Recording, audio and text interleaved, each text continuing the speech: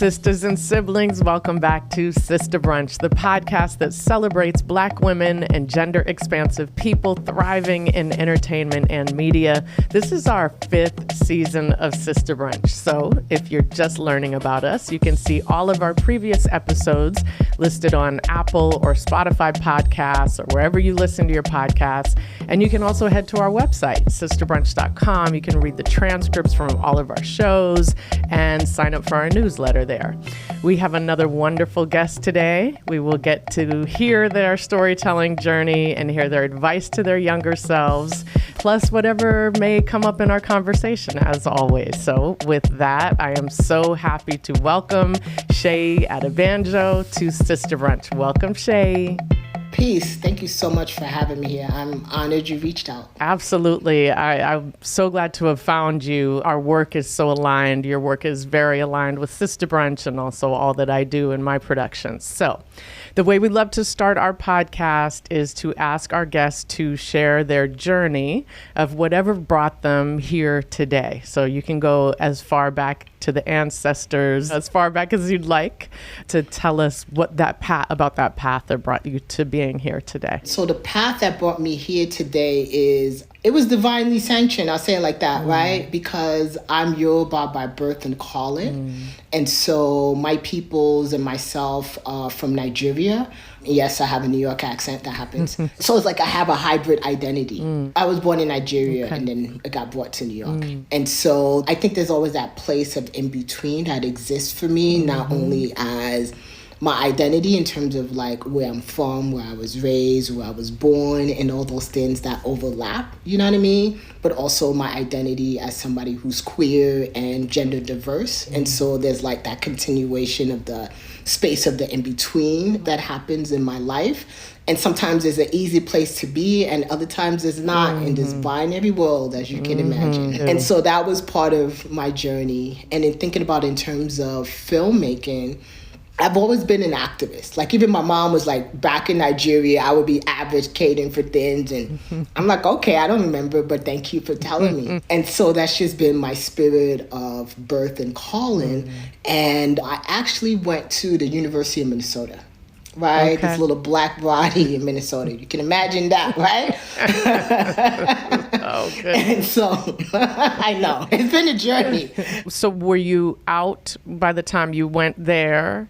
And actually, if you don't mind, because we talk about the podcast being for Black women and gender-expansive people, and I feel like when we say that, some folks just turn off their ears when we say the gender-expansive part. Do you mind including that in part of your journey if it happened prior to you going to the University of Minnesota?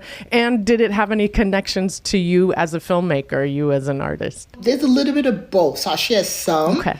And whatnot. I was out in New York, out to some folks, but not out publicly, because, you know, you're 18 years old. You're still feeling yourself out, you know, finding the language. But I've always knew that I was queer and gender expansive. It just was finding the language and being able to be in it. And also I have immigrant parents. So there's that dichotomy. Yes, there's so many. There's so many. Yes. You know what I mean? Yes. And they're Nigerian. So like you have to take those things into consideration. And so when I went to the University of Minnesota, I actually was working at a queer youth center in Minneapolis. Okay. And so that was a beautiful space that can just birth me like fully coming out. I ended up on the cover of the Lavender magazine. Oh, nice. Yeah, so that was fun, and it caused I don't know if I could curse, but it caused some problems in my family. Yeah, you because can curse. Then it was like, it's public, and so my mom is, what are they going to say back home? You know what I mean? And it didn't help that they had me on the cover hugged up on a person of whiteness. And just I didn't know that's what they were going to use as the picture. Worms. Yeah, not... You got lots of explaining to do now, right? Yeah. You know what I'm saying? Yeah. I'm like yes, 18, 19. And so that was the space where I like fully came out just in terms of naming my identities and still finding the language in terms of the gender fluidity. But for sure, I knew I was queer. I've always been queer. And then that brings me to like how I got into filmmaking. Christine Sorensen has a nonprofit that does media making in Minneapolis and St. Paul. And so she came to District 202 to teach the young folks how to do filmmaking. And at that time, I was also doing HIV/AIDS education. And so being able to like make documentaries and learn from her. And mind you, this was back in the day where like your beginning was the beginning. Not like this non-linear editing we can do. If you wanted to change the middle or the beginning after you got to the middle, that was a whole nother conversation. So I'm just dating myself, which is okay. Yes, very okay. You know what I mean? Yeah. And so like that just really got me, I'll say hooked, and got me excited about documentary filmmaking, because for me, it was a way that I can reach an audience. I can reach people who were activists and maybe they couldn't get to the protests or be in the front lines. Yes. Right? And there was this way that this story, this sacred storytelling, this organizing, this spirituality can touch people, whether it was from the comfort of their home, a film festival, or a classroom, that they can be like, oh, there's different ways that I can be in my activism that doesn't only have to look one way. And so that was really the start of how I got into documentary filmmaking. Okay. And I know you've got a project called Honor Black Trans Women. You've got I Am, We Are Here, talking about LGBTQ people of color in the Bronx, which I love. I taught in the South Bronx for a little while. Ooh. Yes. Can you talk about those two projects? And so did those come out of you learning from that documentary film program?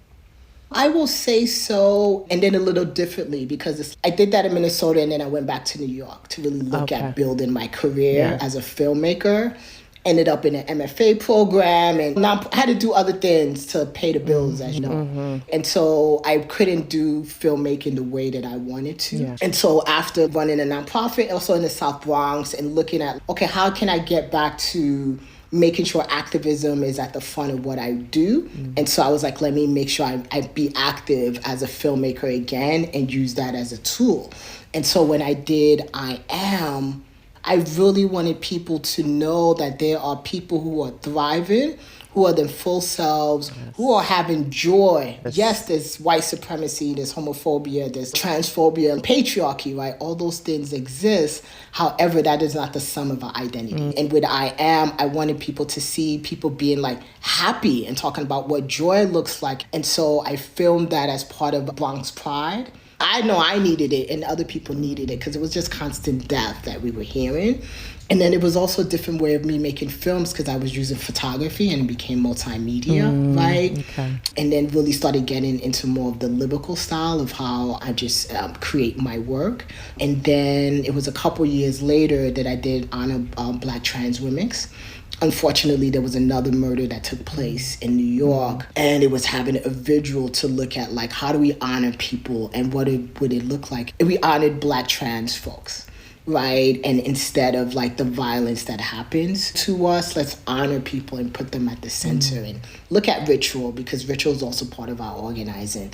And so that's where that documentary came out of in 2019, I think. Beautiful. And then, of course, you started to get more recognition from your work. I'd love for you to talk about what you developed as part of Sundance and then what you're working on now. You sent me a lovely clip from AfroMystic, the current project you're working on. I feel like sometimes when we talk to gender-expansive people, our guests on the show, on one hand, it feels like there are blooming possibilities. There's more and more acceptance and visibility. And at the same time, we've been here. AfroMystic really is touching on that, right? There's a whole long history. With Sundance, the Trans Possibility Fellowship, it was an opportunity for me to continue to work on AfroMystic because it's been a work in progress.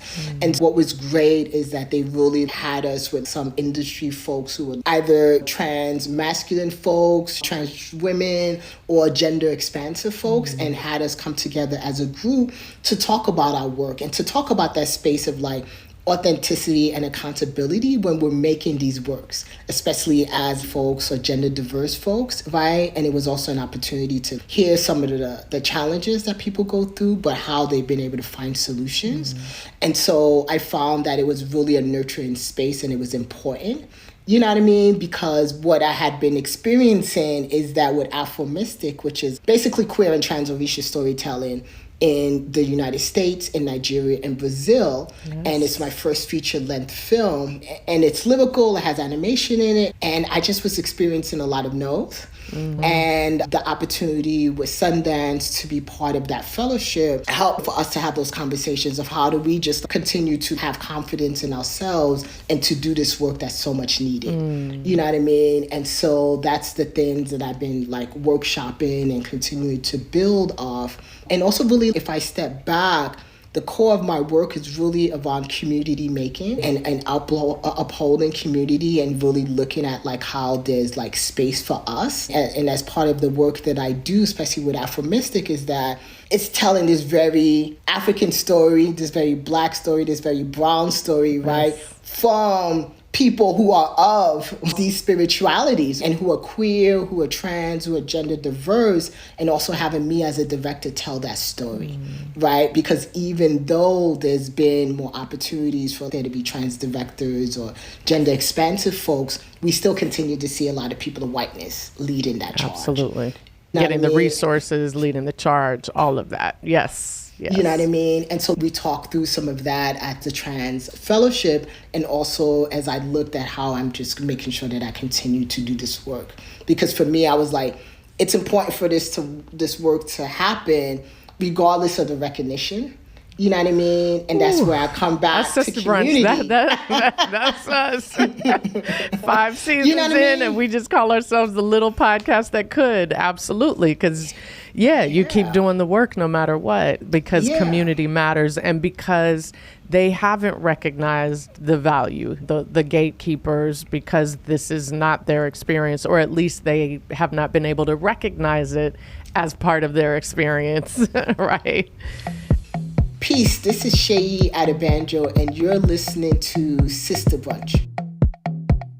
You're listening to Sista Brunch, the podcast by and about Black women and gender-expansive people thriving in entertainment and media. We'll be right back with more of our conversation with queer, gender non-conforming Nigerian artist Seyi Adebanjo.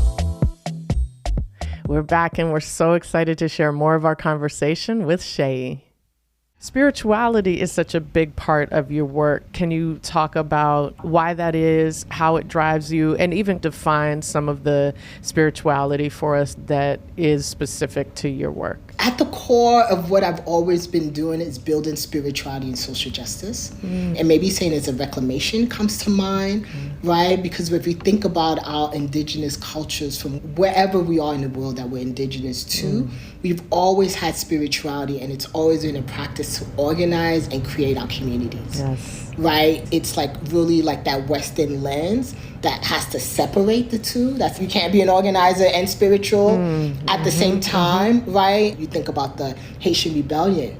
Yes. They had a ritual, and they had been organizing through ritual to be able to do that. You know what I mean? And it's just been at the heart of what I do, because that's just how we are as human beings. And especially with AfroMystic, I wanted to remind people and to also flip the conversation that as people who are African or who are traditionalists from West Africa, right, or West African Yoruba spirituality, my practice, that there's always been space for us within Orisha culture, or Isheshe, as some people say. Will you describe that a little bit more? What is Orisha culture? And Yoruba also. I can do that. So Yoruba culture is 3 things. A language, it's an ethnic group, and it's a spiritual practice. Okay. So it's those things simultaneously. Like being gender expansive, like being Nigerian and Black and in the Bronx and in Minnesota. Yes. You know all these things right? simultaneously. Yes. Right? Yes. And that's really important, because you can't take the spirituality out of the culture. Some people have different words for it in terms of being like you're a traditionalist coming out of Nigeria, or Yoruba land, which is in the southwest of Nigeria, on the west coast of the African continent. Some people say West African Orisha practice, right? Or Yoruba spirituality is another way of saying it. Or another way of saying it is that it's Isheshe, which is like part of a cultural, spiritual, or religious community. And those identities specifically come out of West Africa or Nigeria particularly. And then you look at how Orisha expanded because of the transatlantic slave trade. And so you have Candomblé in Brazil, which I got to this year. I can talk more about that in a second. So it translated that way. And you also have West African Orisha practitioners in Bahia, Brazil too. Right. You know what I mean? Right, yes. So that was exciting because you have those things that exist at the same time in Brazil, right? And then I've also been interviewing some folks who come out of Cuba. And in Cuba, you have the syncretism of West African Orisha practice with Catholicism. And it's called Lukumi. And so that comes out of Cuba. There's a lot of practitioners in the US who practice Lukumi. So that's like a basic of like when I talk about Yoruba spirituality or Lukumi or Candomblé, those are the three parts of the continents that I'm looking at. Thank you. Yeah. Okay. So what are you finding as you're developing AfroMystic and focusing on Brazil and also Cuba? At the root of AfroMystic is really flipping that dialogue or that script that there isn't places for people of the African descent practicing these African technologies, having people who look like me be on camera and talk about how faith leads them, right, in their leadership and who they are as a queer or trans or gender-expansive person. And so those have been important things to capture, to really have a different conversation than what we see mainstream media saying. You know what I mean?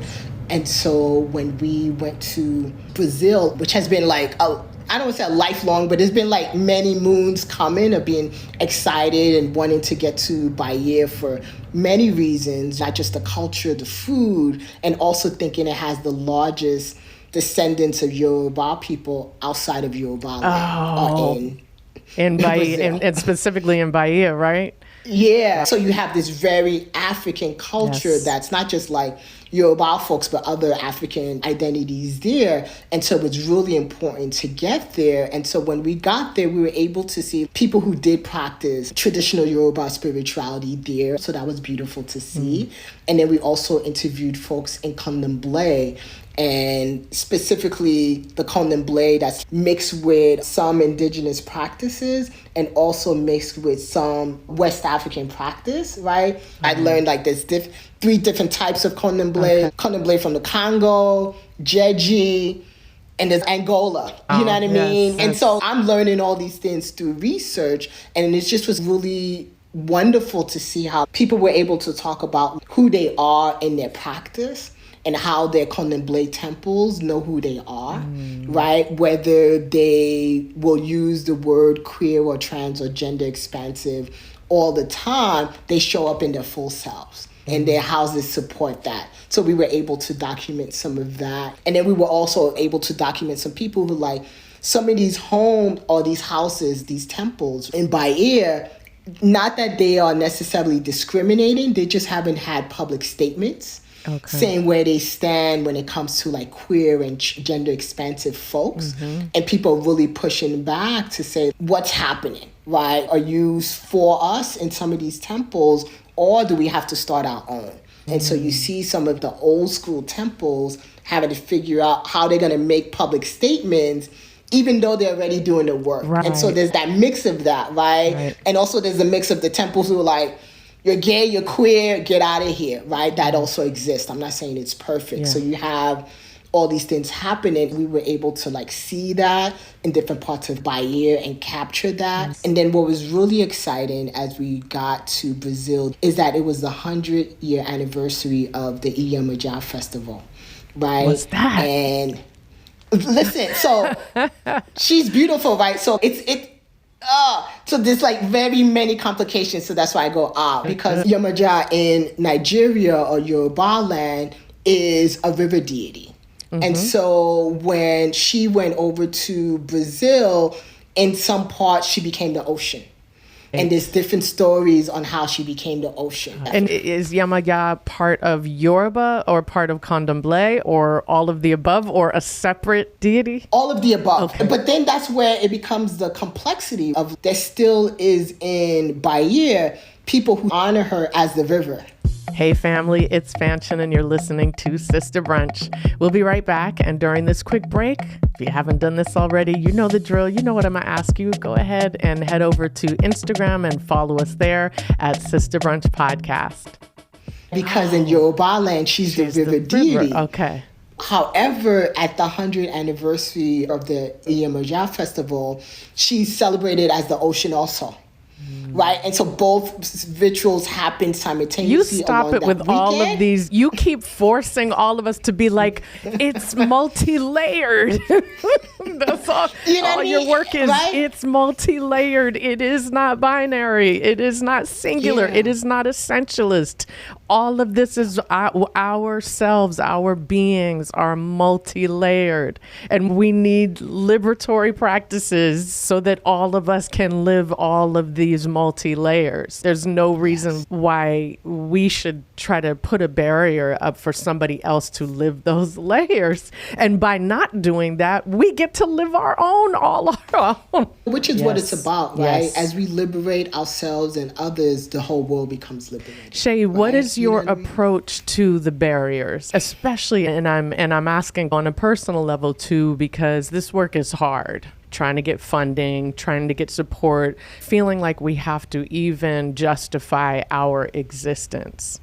And then to do that in film and television, because to your point, so we make it accessible so that young people especially can see it and go, oh, that is me. I get to live liberatory life already because this person's doing that, right? But how do you stay spiritual and loving and grounded when sometimes you want to cuss people out? At least I do sometimes.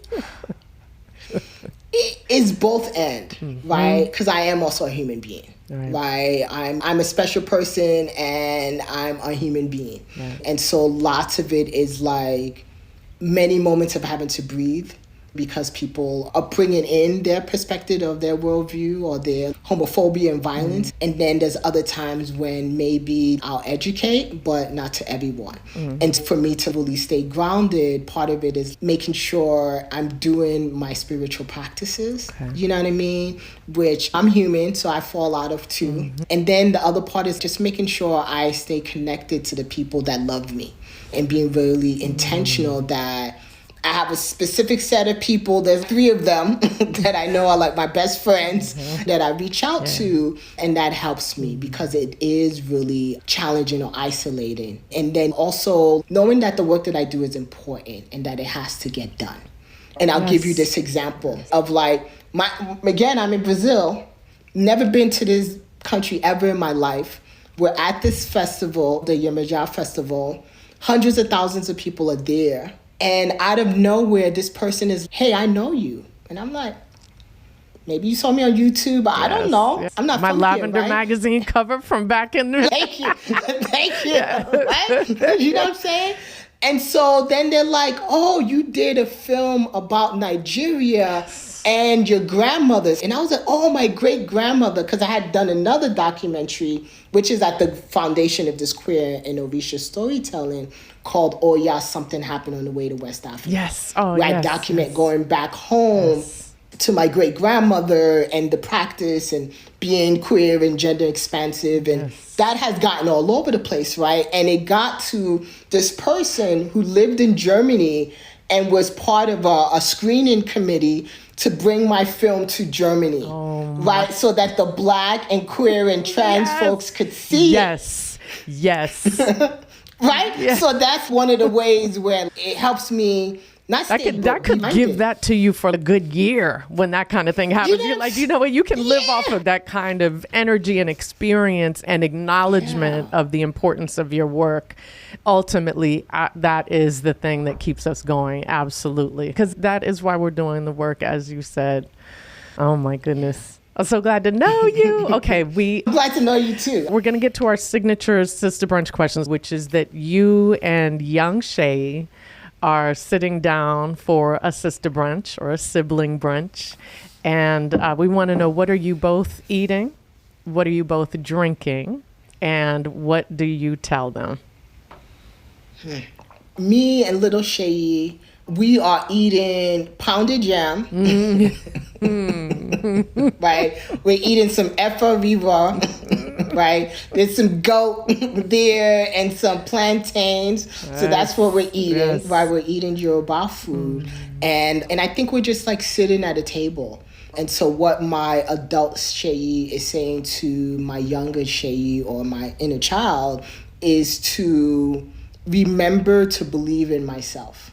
Remember to believe in you and to keep going, because there will be many people who want to invalidate you. There will be violence that happens in this world and to you, and those things will want to say that you don't have the right to believe in yourself and be.